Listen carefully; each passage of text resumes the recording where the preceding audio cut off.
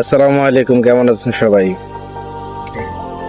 আলহামদুলিল্লাহ, অবশেষে 3 মাসের ছুটি শেষ করে বাংলাদেশ থেকে আবারও পুনরায় ফিরে আসলাম আমার গন্তব্যস্থান, কাজের স্থান, আমাদের কোম্পানি মিডগলফ কনস্ট্রাকশন কোম্পানি।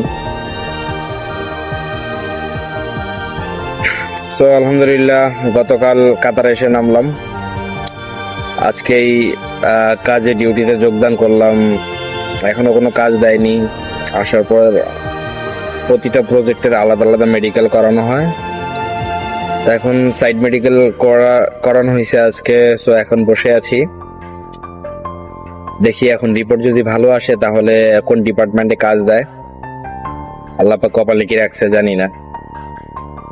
তো সবার কাছে দোয়ার দরখাস্ত কামনা করতেছি, সবাই দোয়া করবেন যাতে একটা ভালো কাজের সন্ধান আল্লাহ মিলায় দেয়, যাতে রিজিক বৃদ্ধি করে। যাতে প্রবাসে আসছি 2 টাকা ইনকাম করার জন্য, যাতে 2টা টাকা ইনকাম করতে পারি, ভালোভাবে নিজের ফ্যামিলিটাকে পরিচালনা করতে পারি, ফিউচারটাকে গড়তে পারি। এই জন্যই প্রবাসে আসা।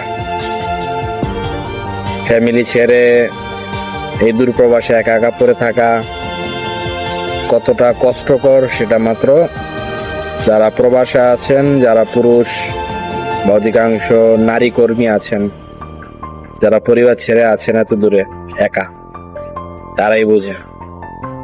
শুধুমাত্র ফিউচারের কথা চিন্তা করে, তাদের পরিবারের কথা চিন্তা করে, একটু ভালো রাখার জন্য, ফিউচারে ভালো থাকার জন্য। সবাই দোয়া করবেন যাতে আল্লাহ একটা ভালো কাজের সন্ধান দেয়। আল্লাহ হাফেজ, আসসালামু আলাইকুম।